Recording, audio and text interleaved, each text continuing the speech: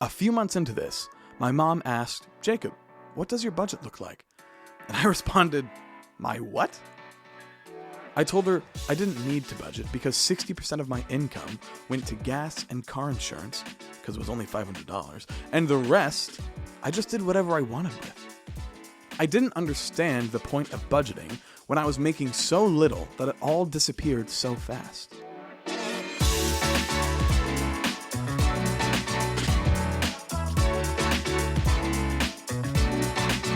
Hey there, friend, and welcome to the very first episode of The Steward's Way.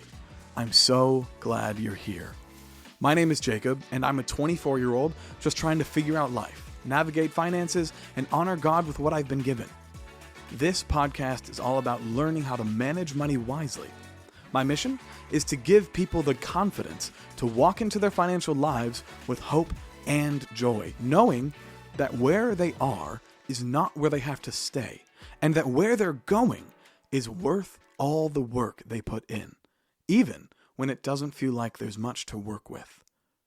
Before we jump into today's topic, I want to give you a quick look at where we're headed.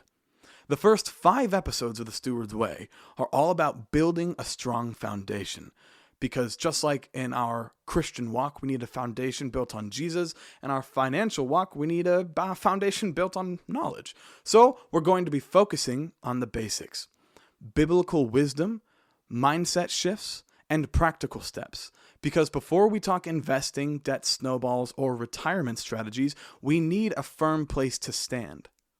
These early episodes are here to help us understand the why behind our money choices, not just the how. So whether you're in college, starting your first job, or just tired of feeling like you've always been behind, this is the place for you. We're going to be talking about budgeting, saving, stewardship, and what it looks like to walk in financial peace without waiting until we make it. Today, we're going to be diving into why I'm choosing to budget now, even while I'm broke, and why I think it matters more than ever. Let me start with a little honesty. Right now, I'm not rolling in money. I'm in a season of transition. I'm a full-time student finishing up my bachelor's in finance, and I'm a certified financial coach. So suffice it to say, I'm not exactly raking in the dough right now. When I'm not doing school or coaching, I'm spending time with my community and leading with my church's youth group. So yeah, the broke college student life is very much a reality for me right now. The truth is, it's really easy to look at your bank account and think, I don't have enough to budget. I just need more money. I used to think that way. Right after I got my first job at 17, I remember how cool it felt to have money come into my bank account every 2 weeks. I was king of the world, me and my $500. I lived large, and my friends and I ate all the McChickens we wanted. A few months into this, my mom asked, "Jacob, what does your budget look like?" And I responded, "My what?" I told her I didn't need to budget because 60% of my income went to gas and car insurance, because it was only $500, and the rest, I just did whatever I wanted with.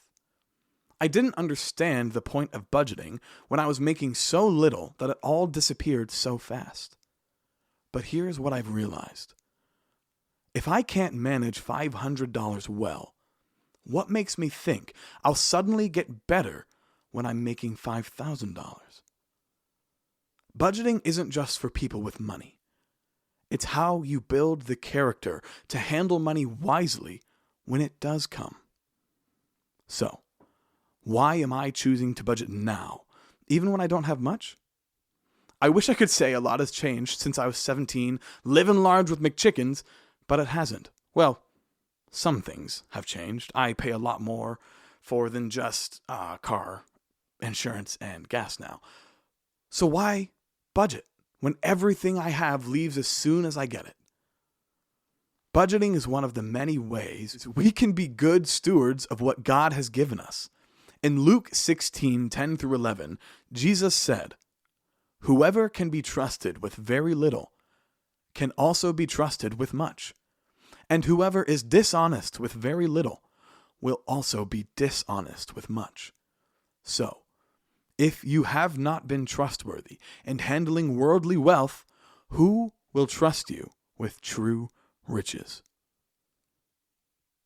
These verses paint a picture of the human condition. It reminds me of a scene from Captain America when Dr. Abram Erkenstein, I think, tells Steve Rogers, the serum amplifies everything that is inside. So, good becomes great and bad becomes worse. It's the same principle. If we can be trusted with a little, we can be trusted with much. And the opposite is true. I'm choosing to budget now because I want to get through college debt-free. I want to retire at 50. I want to be a husband and a dad one day who provides well. But more than all of that, I want to be a good steward now so that, Lord willing, when more resources come, I'm already in the habit of using money in a way that glorifies the kingdom. I'm not budgeting because I have it all together. I'm budgeting because I want to grow. I trust that God can multiply what's in my hands when I manage it well. So let me paint a picture of what this actually looks like. I sit down once a month, sometimes once a week, and I assign every dollar a job. Whether it's rent, groceries, giving, saving, gas, or even Netflix, every dollar gets told where to go. Right now I'm using an app called Good Budget. It uses a system called the envelope system. If you don't know what that is, stick around for future episodes. We'll break it down. Once a week, I look at my bank statements, record each transaction, and make sure it fits into the budget. If apps aren't your thing, that's okay. You can use a spreadsheet or just pen and paper. What matters is that you're tracking your money consistently. If you don't know where to start, just download an app and begin. Learn as you go. You're already here, and that's a first step. One of my biggest budgeting wins came when I realized how much I was spending on subscriptions. I wasn't tracking closely and didn't even realize that I had racked up $125 a month in random charges. Some were for streaming services that I barely used, and some were free trials that I just forgot to cancel. And some I honestly don't even remember signing up for. But once I started budgeting and reviewing my expenses, I cut that number down to $50. That's $75 every month that used to just disappear, but now it goes towards saving or giving. That one change made me realize how powerful awareness is. You can't manage what you don't track. It's not perfect. I've messed up. I've forgotten to track. But consistency is more important than perfection. Just show up. Budget. So here's why I think budgeting while broke matters. Because it's not just about numbers. It's about vision. When I sit down with my money, I'm saying something countercultural. I'm saying my future matters. My calling matters. I'm not going to drift through life waiting for money to fix itself magically. I'm going to partner with God and do what I can do with now because I've been given gifts to steward. That might sound simple, but honestly, it's the opposite of how a lot of us have been trained to think about money. We're taught to feel shame when we look at our bank account and don't like what we see. We're told that if we don't make a lot of money, we're somehow behind or failing. And when things are tight, the overwhelming feeling can be paralyzing. We start to believe that budgeting is just another reminder of how little we have. But I want to challenge that. Sitting down with your money isn't shameful. It's courageous. It's not about proving you've got it all together. It's about showing up with what you do have and saying, God, I trust you with this. Budgeting isn't about having more. It's about being faithful with what you already have. It shifts you out of survival mode and into stewardship, out of chaos and into clarity. Budgeting has helped me say no to things that aren't aligned with my values and say yes to things that matter in long-term life. It gives me clarity and control. I'm a full-time student, and college is expensive. Like, it's kind of stupid how expensive it is. But my goal is to graduate debt-free. And thanks to budgeting, I'm in my final year and still debt-free. Creating a vision of graduating debt-free made financial decisions simpler. Not easier, just simpler. Saying no to the movies with friends or the second Starbucks of the day isn't fun, but knowing what I'm working toward makes the choice clear. I'm budgeting because I believe today's discipline will shape tomorrow's impact. And I want you to believe that for yourself. So, if you've been putting off budgeting because you feel too broke, too behind, or too overwhelmed, I want to challenge that thinking today.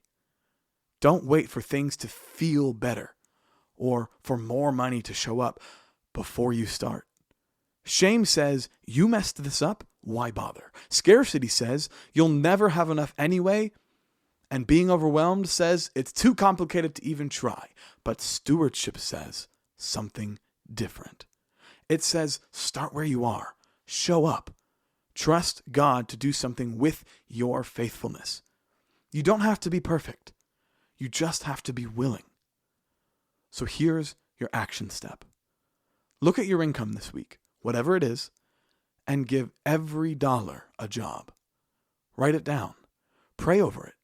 Tell your money where to go before it just disappears. That small step isn't just about math. It's an act of faith. Well, that's it for today's episode. So thank you so much for spending time with me. This was a big one. Our very first episode. And I hope it gave you both permission and purpose to start where you are. If this encouraged you, I'd love for you to subscribe, share it with a friend, or send me a message on Instagram or Facebook or any of my social medias. Links in my bio. I'd love to hear how your budgeting journey is starting, even if it's messy, especially if it's messy. Next week, we're going to talk about how money is a tool, not a god, and how the way we see it shapes how we use it. And it shapes us too. Until then, remember this. You don't need more money to start being faithful. You need more vision. See you next time.